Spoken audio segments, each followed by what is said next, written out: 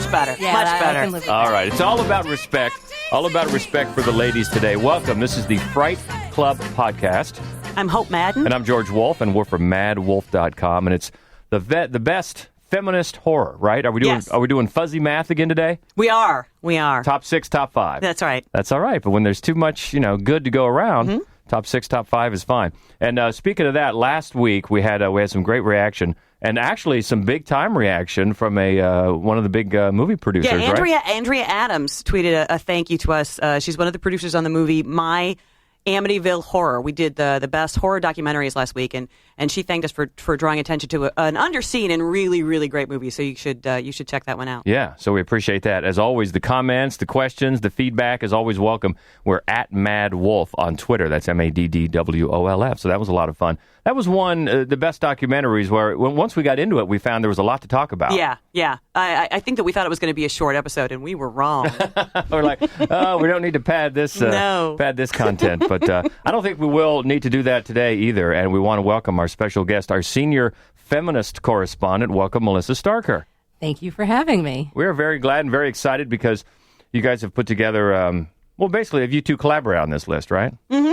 I had a little bit of feedback, very little. I was mostly bossy, as is the case. I'm mostly bossy in these, but I was open to feedback. But that was good. It was. We passed the Bechdel test. Yeah. That's right. That's it. And you know what? And that's a great segue, nicely done, to talk about that. So why don't you hit that up? When I was thinking about sort of the grand scheme of things, what were we going to talk about? How were we going to zero in on what was considered feminist? Because there are a lot of different sort of theories of what that means. And Alison Bechdel, in a really funny comic strip years ago in 1985, Dykes to Watch Out For is the name of the comic strip. I love that. She I read it all the time. presented this idea called the Bechdel test, which is if for a film to be feminist, number one, the movie has to have at least two women in it. Number two, they have to talk to each other. Number three, they have to talk to each other about something other than men. So we applied that. If you didn't pass this, you didn't make the top. And you know 5, what? When you top 6. think about that, that's a simple test. But think about how many movies would fail it. Oh, most. Yeah, a ton. lot. Yeah. So very well done on that test there. And so all these passed that test, correct? They do. And then there were a couple other things, but I was looking at this, and this I think the first one is going to upset a lot of the people who... We had a lot of great suggestions for this list. We did. And I want to just point out one thing, the number one thing that I eliminated out of this was rape revenge fantasies. I'm not saying they're necessarily bad. For example, the film Felt that's out right now is a very interesting movie. And there are a lot of these movies that I actually like.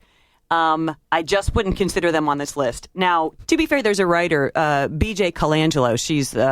She writes about horror films, and she's actually out of Ohio, and she's a rape survivor, and she has written a really great essay on the benefits of the film, the 1978 original I Spit on Your Grave.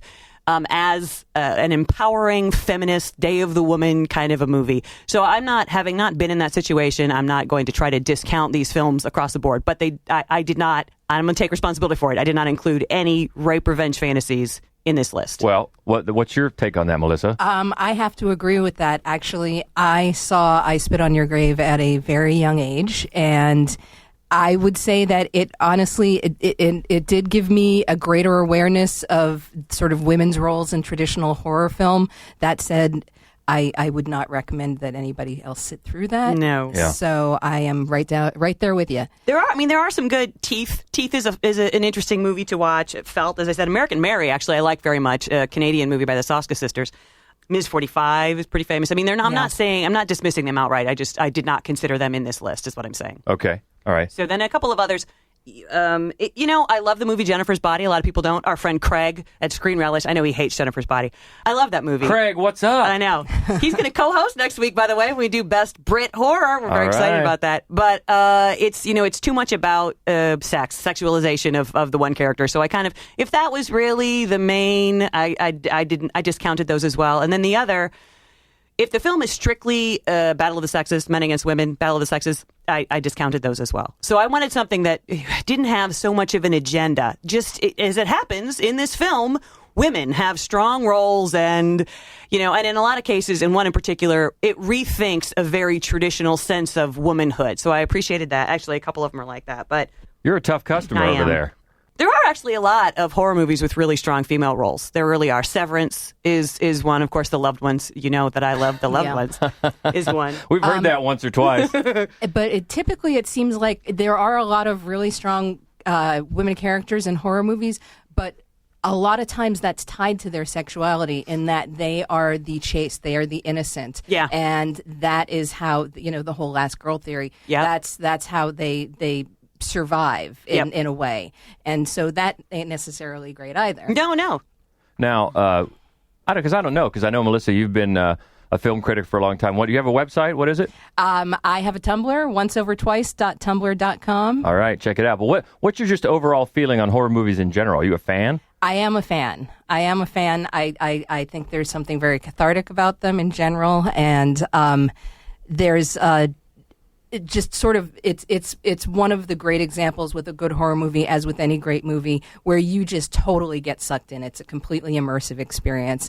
And obviously horror has for a long, long time been a great genre through which to explore more important social themes and to just kind of slip them in there, whether it's sexuality, violence, gender roles, disease, politics. Mm-hmm. Oh yeah. So I'm, it depends at this point in my life. Gore has to have a really good reason, but yeah, I can't get enough. Okay. Now you have a hand in the Shock Around the Clock, right? Columbus has a really great 24-hour horror movie marathon once a year in October at the Drexel Theater, Shock Around the Clock, and you've always been involved in that, right? I have tried to volunteer every year that I can. I've known Bruce Bartu, one of the organizers, since I was 16, and I've known Joe Neff, the other organizer, since I think he was 17. So they are just amazing guys who have incredible taste, and it's a really exciting event. If you're a horror fan, you should. Yeah, it's a great event. If you're anywhere around Columbus or Central Ohio, check that out. Do we know the dates of the next one? No, but it'll be October, and maybe we can have them on. Nice. Yeah. See? Yep. Always thinking. That's why I keep you around. Is that why? That's not appropriate for this podcast. I'm already getting on the bad side of the co-host, the special guest. All right, I will try to mind my manners. Any other setup before we get into the top 6, top 5? I don't think so. Let's just jump in. I think this is one that you really were hoping would make the list. You love this movie. I love this movie. This might have been my best contribution to this list. And from 2005, it is The Descent. There's only one way out of this chamber, and that's down the pipe. This is not good, guys. We get out of here. Which way? I don't know. Is there anybody there?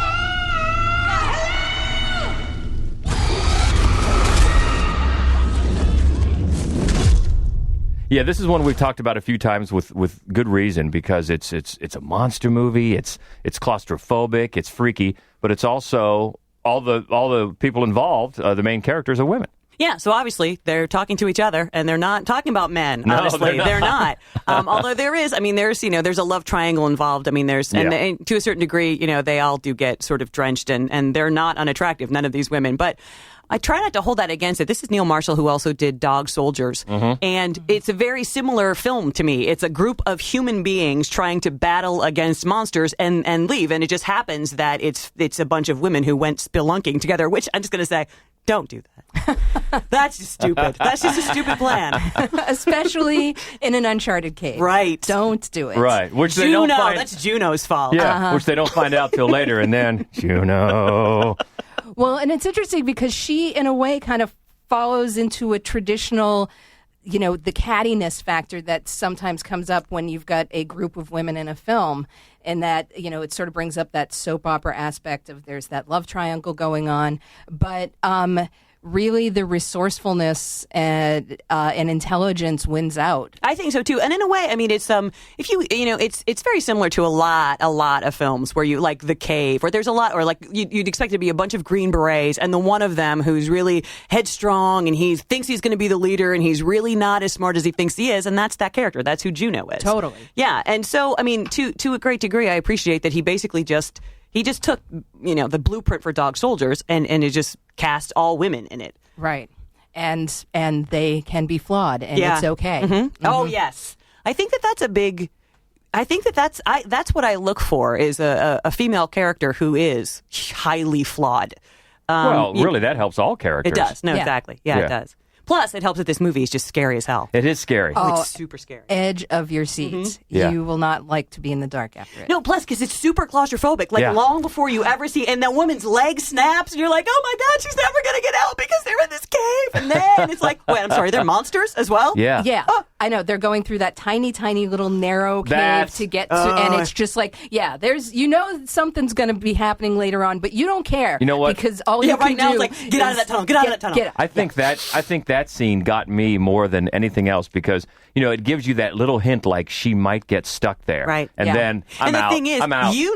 they don't know, but nobody else has been there. Right. So it's like they're thinking, oh, other people have crawled through here, and you're like, no, they haven't. No, Right. they totally haven't. You Yeah. are Nope. screwed. But then when you find out, as makes sense, when you find out that the monsters can't see and sometimes they crawl right over the women, Yeah. don't know they're there because Yeah. they can't smell them or whatever. Right. Yeah, there's a lot of great sequences Yeah. in that movie. And then, you've got as we found out, you've told that story before, you've got the two different endings. Yeah.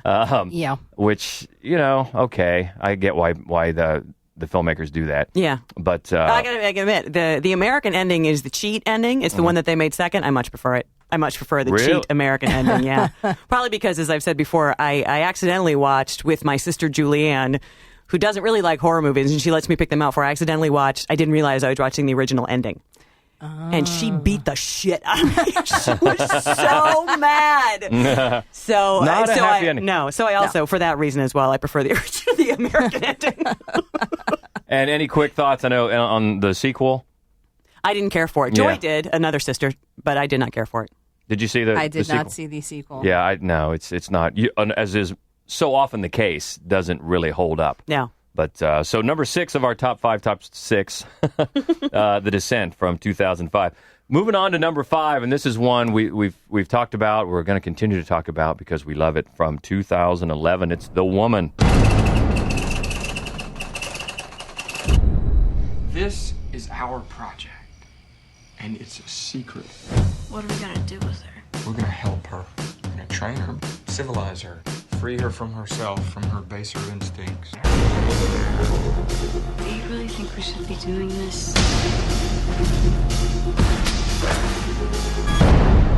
Do we really get to keep her? We do. So I kind of almost wanted to do this specific topic just again so I could talk about this movie because I love this movie so much. And I don't Wait, quickly. You got to pick between this or The Loved Ones. What are you taking? I think this. I think Okay. The Woman. Yeah. Although it's a close race. I love The Loved Ones, but All I right. love The Just Woman. Had to know. Okay, go Yeah. ahead. Sorry. And I always get those filmmakers mixed up for some reason. Lucky McKee and the guy who did The Loved Ones. Yeah.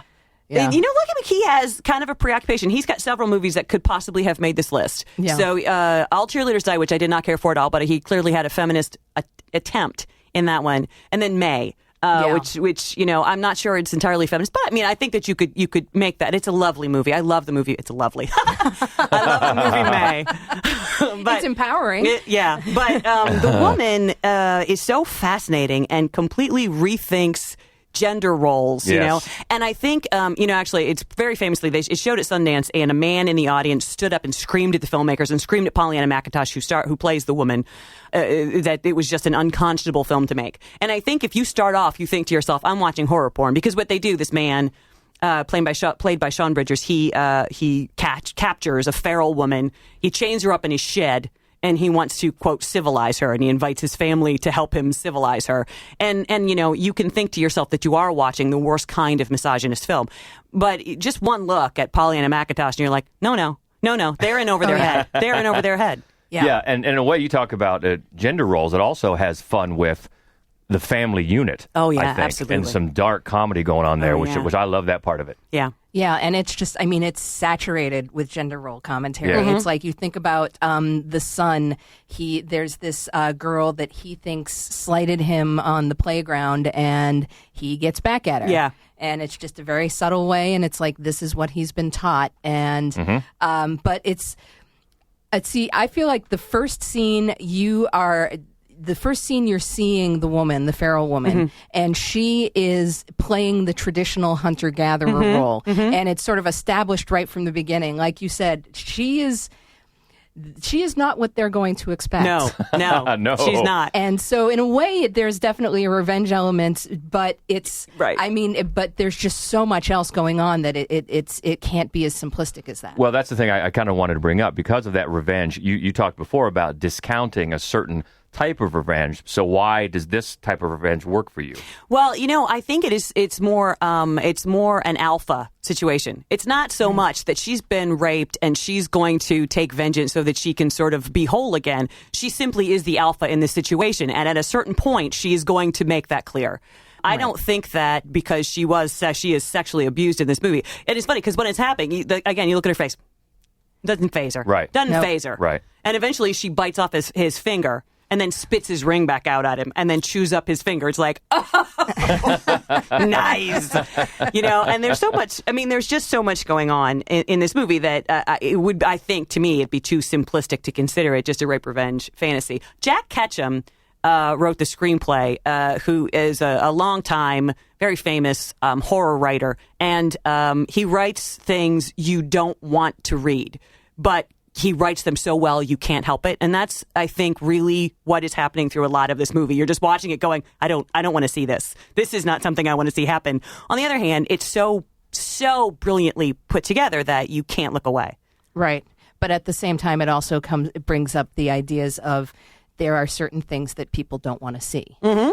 There's an exchange between obviously the battered and victimized wife and an acquaintance in a supermarket, and that her acquaintance knows something's going on, but she's not going to push it. Right, and there's that level of banality in what's going on in the family before the woman even comes in is terrifying. That's true. That's a good point. As anything else. Yeah. And it is. It really, and because there's so much happening with the woman in the shed, by the time you realize everything else that's going on here, it's really kind of a sucker punch. Although one of the things I find interesting is that the film holds the wife responsible for her own complicity in what's happening, which I don't think is very common in a film like this. I think in a film like this, usually you give her like the benefit of the doubt, but this film is merciless with her.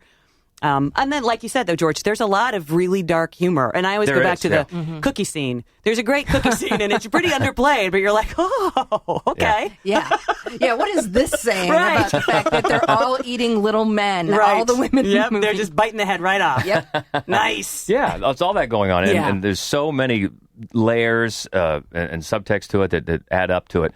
And when you have somebody like that story you told about that guy standing up in the theater, it's almost when somebody does that, you almost want to think, well, I'm onto something here.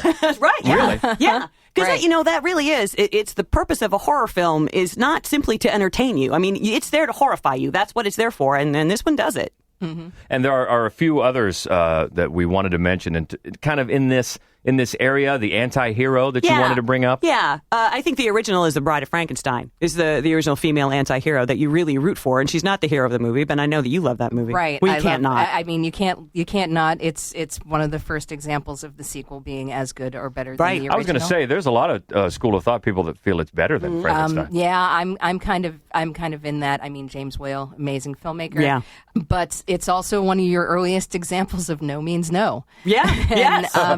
And she has this tiny little part in the film, but at the same time, she drives the entire plot and solidifies a conclusion of it.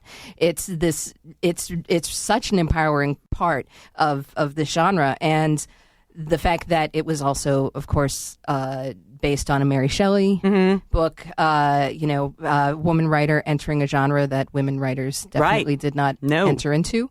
I'm a real sucker for that film. Yeah. And another one is an anti-hero, female anti-hero, Girl Walks Home Alone at Night from last year. Oh, so great movie was that.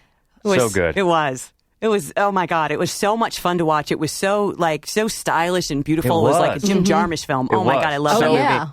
Not only great to look at, but the story was great. The music was great. Music was great, yeah. Mm-hmm. We've talked about that a few times. That was just from last year. And that was on our list of one of the 10 best of the year, right? Yes, it was. Yeah, we loved that one. Yeah. Girl Walks Home Alone at Night. What we forgot to mention, too, was You're Next, which a couple people tweeted at us, and they're going to be mad that it doesn't make the final list. But it's worth mentioning because there is it's a very feminist thread that runs through that film. Yeah, we were going to mention that when we talked about The Descent, so we forgot. We did. But, that's one, honestly, I've got to see again because I wasn't knocked out by it when I first saw it, but I've heard so many people hold that in pretty high regard that I got to have to give it another chance, I know. guess. I need to watch it again. I like that one. Yeah. You do? Okay, well, there you go. Yeah, we really should give that one another chance. But and then also, I know you love May.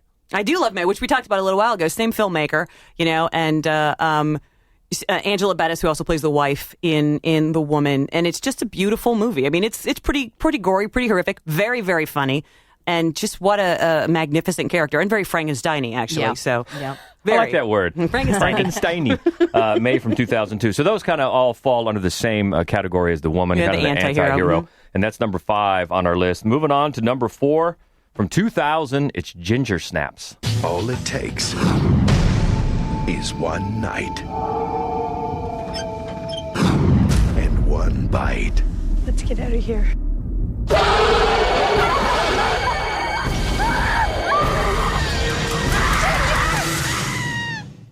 Ginger's changing. How do you feel? Wicked.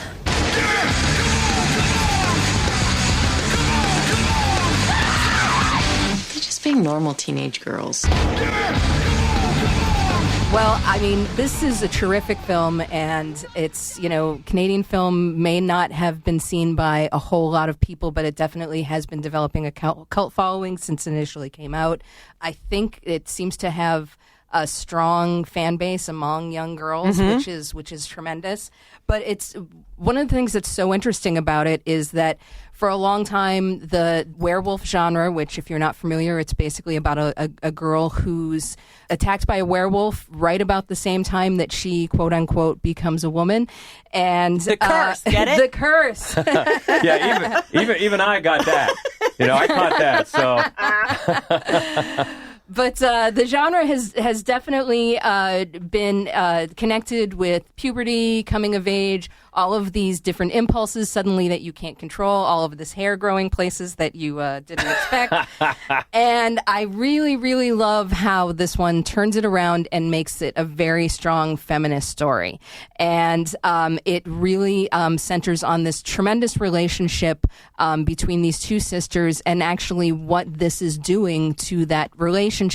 Just in the same way that, if you've got a sister and a couple of years apart and she might get interested in boys more before you do, and that kind of separates you a little bit. It's that just writ like incredibly large and bloody.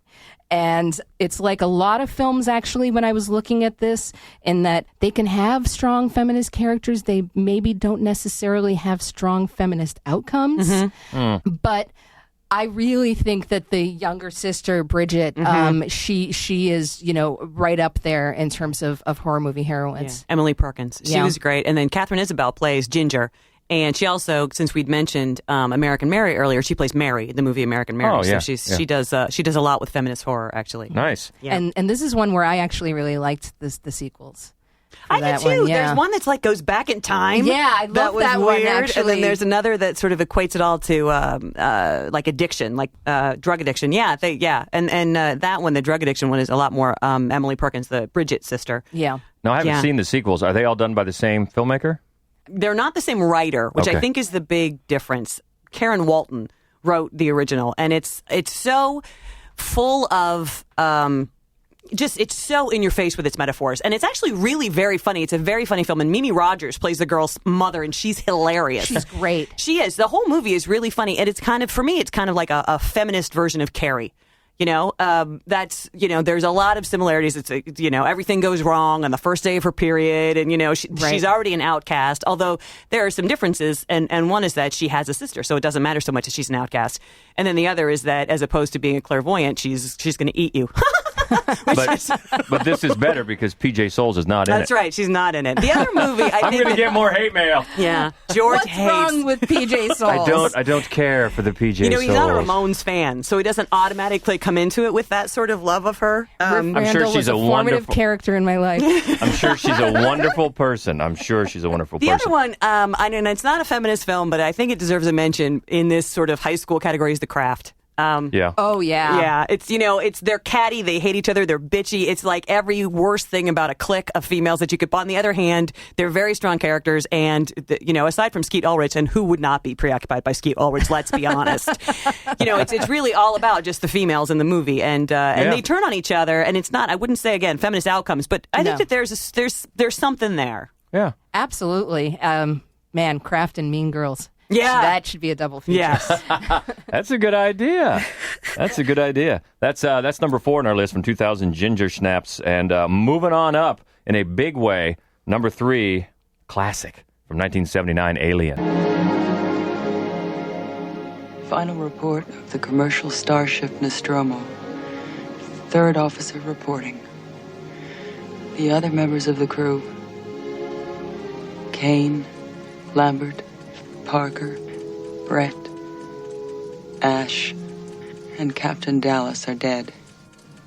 Cargo and ship destroyed. I should reach the frontier in about 6 weeks. With a little luck, the network will pick me up. This is Ripley, last survivor of the Nostromo. Signing off.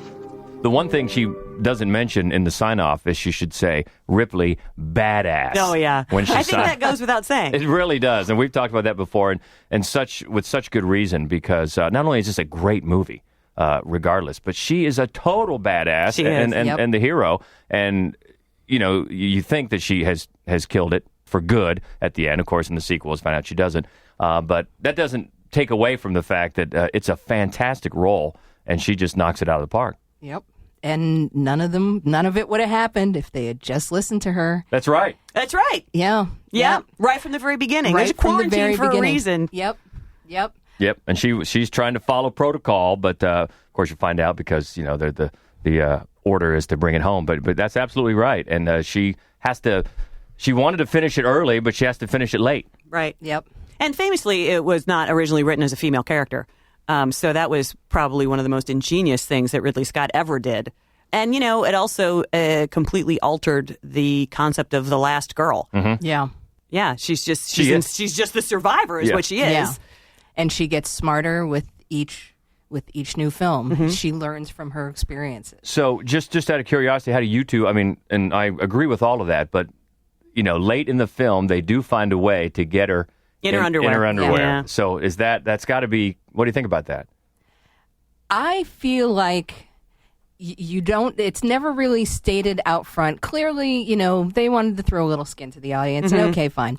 But that there is something of her titillating. It's sort of distracting the stalker in a way. That obviously H.R. Geiger's design was very phallic. Mm-hmm. You could sort of extrapolate that, and that she, was basically trying to titillate him to buy herself some time. Yeah. Or I should say. And believe me, I'm not in any way suggesting that takes away from the power of the character at all, but it's almost like you have to, like you just said, you got to give him something, give him a little skin. Right. But that's a good point, though. Well, that and sexuality is not something that should be ignored. It's like it's okay that a woman, seeing an opportunity, especially in a situation in which her life is involved, that she has to use everything at her disposal. There's too much bitch-macking of women for being sexual in horror movies, and that's definitely not the case there. I also think, and I think they explore it more in the second film, but there is something very gender specific about this movie with the eggs. The egg image right there, and of course in the second movie, it's a queen, and it's a woman on woman cat fight basically, and she takes on the mother role with Newt. That's actually why, for me, although I love Aliens, it's a great movie. It's a great action movie. I wouldn't be on this list because it's not a horror movie, but it's a great action movie. But it's a much less feminist film as far as I'm concerned because it excuses her badass behavior because of a maternal instinct, which I think there are a lot of movies that do. You're much more comfortable with it. Like, oh, okay. Same with like Dolores Claiborne, which is a great movie, and Kathy Bates, magnificent as always. But she's behaving as she's behaving to protect her young, which is acceptable, Ellen Ripley in the first film, she simply is just the smartest, strongest, badass in the crew, and that's why she's the survivor, which I think is a little harder for people to just accept.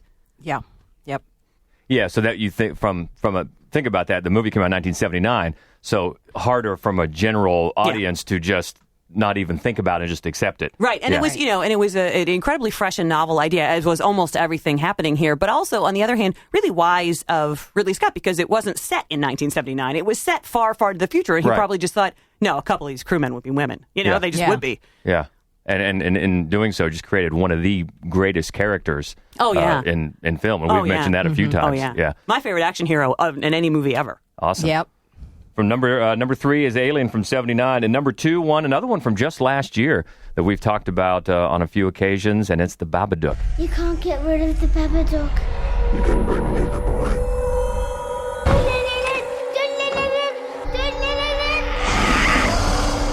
What do you want? You're trespassing in my house!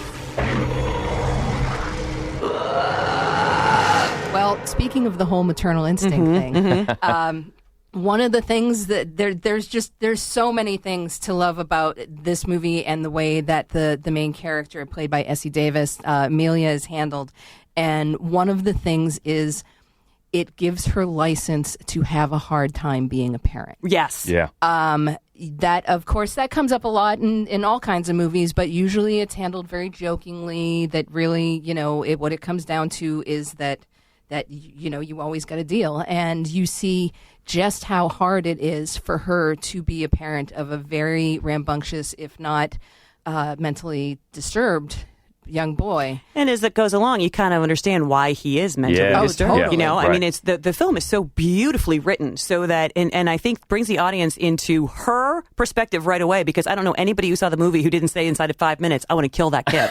Right. I did. Right. Yeah, exactly right. And that's important. It's really important that Jennifer Kent, writer-director, was able to do that, because it's very uncommon to, in a horror film in particular, either the mother especially is all good, or she's the villain if she's not a good mother. So if you said, I love the movie Inside, but you get the feeling the entire movie is paying this woman back for the fact that she doesn't want to have this baby. Right. And so I like that in this film they're very compassionate toward the fact that she's having a really hard time being a good parent. And another great thing about it is it's okay. In fact, it's healthy for her to be sexual. Right. That is, and the fact that that's not a part of her life, that it was sort of ripped from her so cruelly when she, the film starts with her having a car accident with her husband, who passes away, as she's going to the hospital in labor with her son. That missing that and not having that is part of what exacerbates the situation that they find themselves in later with this creature, this strange creature. But yeah, it's such an amazing character. It is. And, and Noah Wiseman needs to get credit as well. The little boy. He was great. He's great. He was great. And like you said, the fact that you cannot stand that kid. For a little while. Works totally when the story gets going. You realize what's going on. It's fantastic.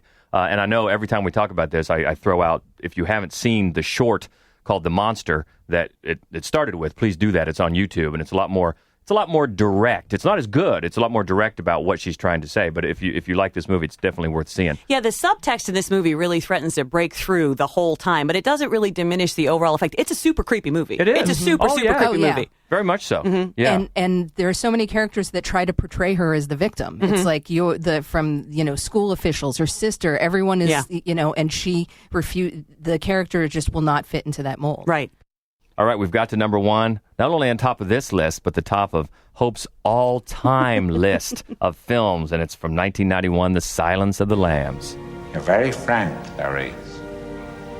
I think it would be quite something to know you in private life. Quid pro quo, Doctor. So tell me about Miss West Virginia. Was she a large girl? Yes. Big through the hips? Roomy? They all were. What else? She had an object deliberately inserted into her throat. Now. Is it a butterfly? Yes. A moth. Just like the one we found in Benjamin Raspail's head an hour ago. Why does he place them there, Doctor? The significance of the moth is change. Our belly wants to change, too. That's a really great, I think, clip to start with, because I think that's where Jonathan Demme best establishes what he's doing with the character of Clarice Starling, which is setting her up as first of all, the protagonist, and second of all, the equal. Yeah. He doesn't do what generally happens is you shoot the villain up, they look uglier, they look more menacing. You shoot the victim down, they look delicate, they look prettier. These two are not only shot identically, but also their reflection is in the window, so you see them side by side. Yeah. Yep. You know, she's not a victim in any way. She's and the thing is, they don't sexualize her character. She's not. She's just an FBI agent, and she's in there. And of course, it's also Jodie Foster, which doesn't hurt. Right. Well, not only do they not sexualize her character, when the guy in the cell next to Hannibal sexualizes her, what does he do to her? What does he do to him? Makes him eat his own Swallow tongue. his own tongue. Yeah. And the doctor is the only other one who tries to sexualize her, and he is immediately villainized and worse later. Right, exactly. Yes, exactly. But yeah, that's so. We've brought up this movie before in a way that you can just dissect it on how Jonathan Demme framed, like you just mentioned, how he frames things and how everything has a reason and a means to an end. You know, and even though Buffalo Bill, right, the guy that they're seeking, he does victimize women. The one victim that we get to know, she's not content to just be victimized. You know, she's down there, she's plotting, she's going to, Precious, she's going to get that dog. You know what I mean? And I appreciate that. It's like, and then also when the FBI shows up, she's not just like, okay, I'm going to wait here for you. She's like, get back here. Take care of this shit now. Yeah. Right. And I appreciate that as well. She doesn't just do what she ought to be doing. She's just like fighting. No, I'm in a well right now. I'm getting out of this shit. So it's all the way around. I mean, just everything about it. It's the female characters are smart. They they work things out. It's not to say that the male characters are not smart. It's just that it's just a very refreshing approach. And I love that the point of view character the entire way through, the point of view character who the entire audience is meant to be following and thinking through is Clarice Starling. And I love how they call out the traditional roles that usually fall into place in a couple of scenes, Yes. like with Scott Glenn and let's talk about this someplace separate. Yeah, and that's George's favorite. She calls him on it, and then the whole go on now, where she basically commands a room full of law enforcement officers who do not want to listen to her. To have respect for the body on the table. Yeah. Mm-hmm. That is so true. Yeah, even though she's timid because she's new in her job, she still calls him out in that car, and he at least says, point taken or whatever. But that's a good one. And those down home sheriffs don't want to take any orders from a woman. That's for sure. Yeah, and it's such a good movie in all ways. Yeah, not only as a horror movie, but and I know people, I guess some people got upset when it won all those Oscars as a horror movie, but it deserves it. Yeah. Right. Yeah, it was brilliantly done. I mean, and it's really a tribute to Jonathan Demme that he was able to make a film like this about a man who eats human flesh, helping you track down a man who wears human flesh and turn it into an Oscar magnet. But the performances obviously were a big part of it. It's also very muted colors and understated score, and I mean just the entire. It's just an impeccably made movie. Yeah, absolutely. I think a little bit sometimes about Manhunter when I think about that movie, just because that's so masculine. Yeah, it's so very masculine. Oh, it is, and very Michael Mann. Very Michael Mann. Miami Vice. Yeah, but this just has Jonathan Demme is not threatened. No, nope. Well, that's one of the films that when you talk about, I want to give examples of the type of influence a director has on where a movie goes and how it comes out. This is a good one to bring up. And there's a few different ones. We brought it before, like American Psycho. We talk about just those types of choices that these directors make that take it in a completely new direction. Because when you watch Manhunter and then you watch this, and those are different approaches for sure. So number one on our top 5 of feminist horror movies, The Silence of the Lambs from 1991. That's a good list. Yeah. Thanks to senior feminist correspondent Melissa Starger for joining us. And once again, your Tumblr? It's the Once Over Twice. So onceovertwice.tumblr.com. I'm not. You know what? I'm not familiar with the Tumblr, but we got to check that out. I like the Tumblr. I don't know. I'm just not. I'm learning about these things because Hope handles our Twitter at MadWolf. I was like, now I'm going to have to post this on my Tumblr. Yeah. And I handle the Facebook, which is Mad Wolf Columbus. So we're branching out, but so please hit that up. And we've got next week. We're looking forward to Craig, our British friend from ScreenRelish.com. If you're not familiar, George and I both also write for ScreenRelish.com, which is based in London, and so Craig Hunter, who is a writer, and he's the editor, and he's the boss. He's basically our boss. And he is going to join us next week while we count down the best British horror, and we're very excited. And George is going to don a really bad British accent. Is that correct? I promise not to do that. You guys are global. It's beautiful.